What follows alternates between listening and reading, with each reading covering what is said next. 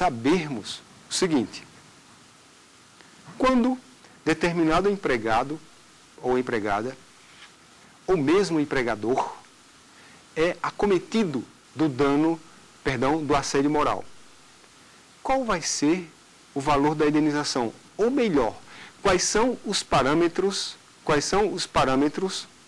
que tem o juiz para definir o quantum indenizatório relativamente àquele assédio moral comprovado nos autos processuais? Vejam só, o juiz terá como base, o juiz terá como parâmetro para definir o quantum indenizatório vários elementos. Primeiro elemento, a capacidade econômica do infrator.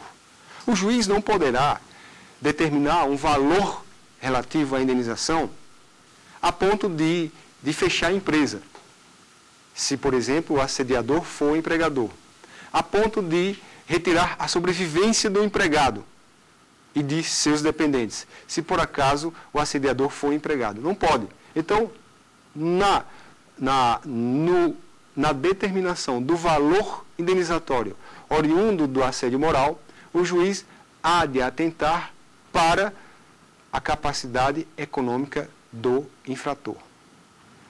Também, um outro parâmetro que tem o juiz diz respeito ao grau da culpa, ou grau de culpa, melhor dizendo.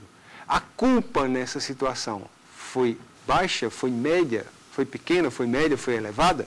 Então, a depender do grau de culpa, será também a dosagem do quantum indenizatório. Um outro elemento que serve de parâmetro para definição do quantum indenizatório diz respeito à extensão do dano.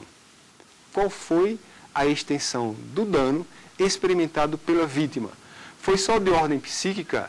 Eu falo só como se fosse pouca coisa, mas assim, é nesse sentido que eu vou falar agora.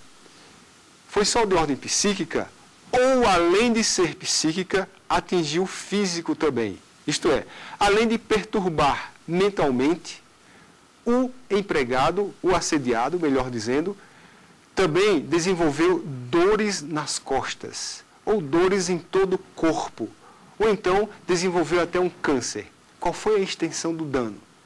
A depender da extensão do dano, também será a extensão do valor indenizatório. Um outro parâmetro que tem o juiz para definir tal valor diz respeito à repercussão social. Ou seja, aquele dano oriundo daquele assédio moral repercutiu socialmente com que intensidade? Então, mais um parâmetro para definir o quantum indenizatório. Um outro parâmetro que o juiz tem, uma outra base, um outro limite, por assim dizer, que o juiz tem para definir o quantum indenizatório, diz respeito ao conteúdo pedagógico da cominação da pena pecuniária. O que quer dizer isso?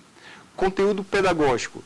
Aquele valor que ele, juiz, irá arbitrar, deve ter a intenção ou deve estar eivado ou deve ser de cunho educativo pedagógico, que é exatamente, deve ser num valor tal que vá ensinar aquele assediador a não mais praticar aquele ato. Então, o conteúdo pedagógico da pena pecuniária imputada, no caso concreto, deve ter esse mistério, deve ter esse objetivo. O juiz deve estar bem atento para essa possibilidade.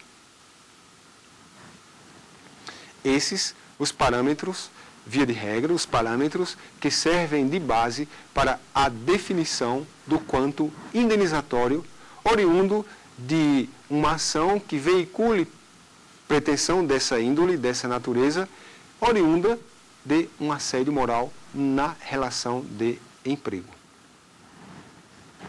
Pois bem, e qual é a base jurídica que tem o assediado para pedir, para ir a juízo? Qual vai ser o fundamento legal ou inconstitucional desse pedido? Vejam só. o artigo 1º, e aí eu tenho que repetir, eu tenho que falar do artigo 1º, porque é a partir dele, é a partir da dignidade da pessoa humana, como fundamento da República Brasileira, encontrado, portanto, no artigo inaugural de nossa Carta Constituinte, que se desdobra todos os demais dispositivos constitucionais.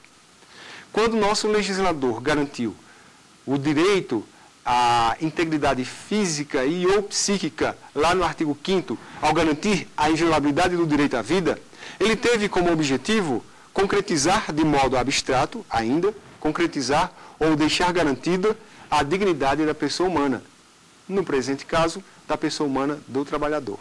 Portanto, quando o interessado for ingressar com a ação respectiva, com a ação de indenização por danos morais decorrentes tais danos de assédio moral, ele terá como base a afronta à dignidade da pessoa humana. Então, fundamenta no inciso 3 do artigo 1º de nossa Constituição. Fundamenta ainda na violação ao inciso 4 desse mesmo artigo, na violação aos valores sociais do trabalho. Ainda pode fundamentar o interessado nos nos objetivos fundamentais da República Brasileira.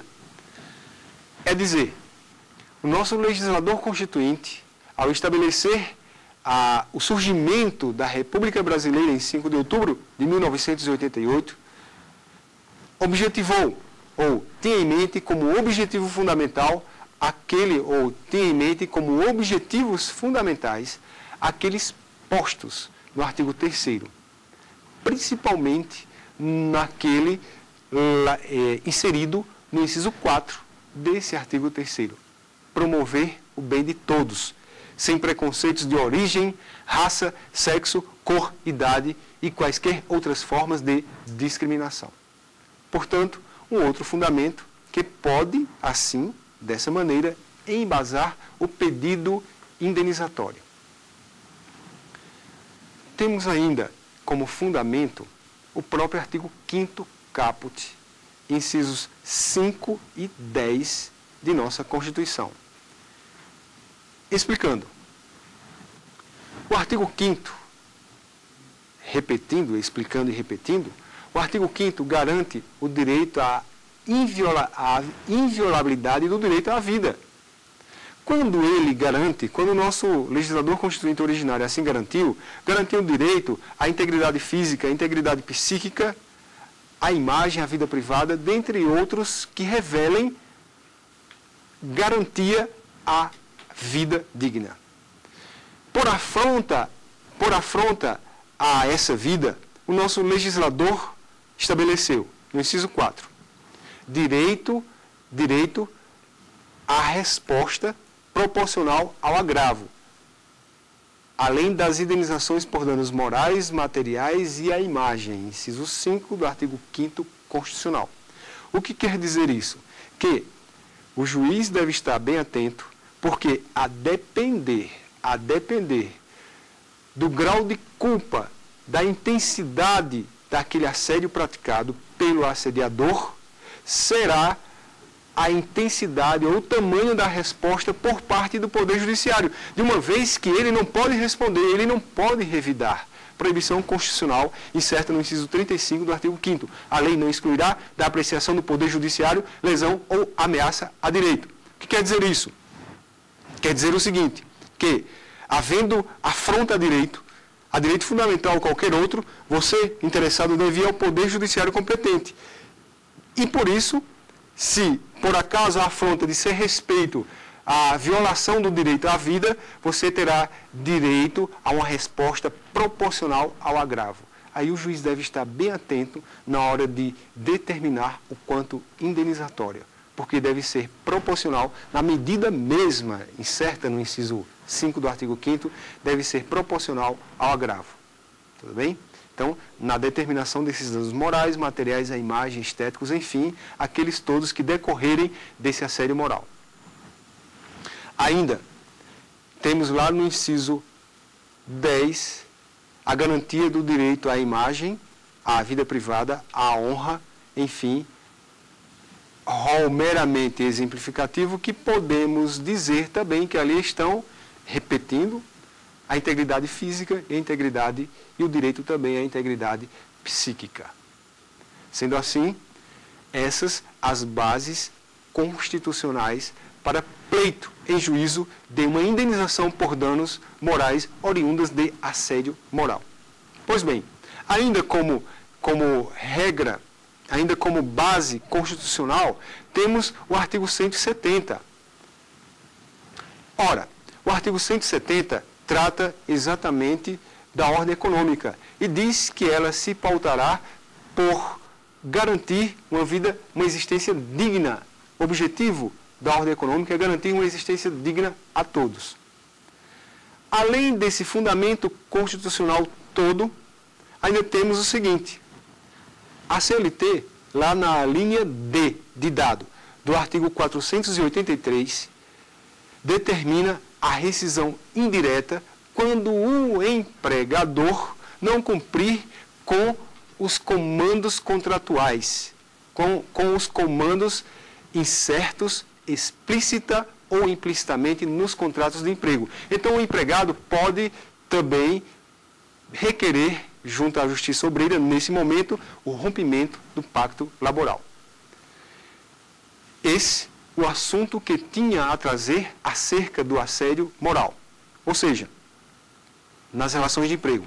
Ou seja, o assédio moral se dá por intermédio daquela conduta abusiva ou dolosa praticada de modo sistemático, tendente ou objetivando menosprezar, desestabilizar emocional e fisicamente até o assediado. Vimos ainda, durante a aula, que as possibilidades assediadoras são as mais diversas, que pode ir desde o isolamento do empregado até um simples piscar de olhos daquele assediador. Vimos ainda que existem várias espécies de assédio moral, o vertical, o horizontal e o ascendente. E ainda verificamos os parâmetros que o juiz deve ter para determinar o quanto indenizatório. Convido vocês para o nosso próximo encontro, quando trataremos do assédio sexual e do assédio processual nas relações de emprego. Quaisquer dúvidas podem ser remetidas para o e-mail saberdireito@stf.jus.br.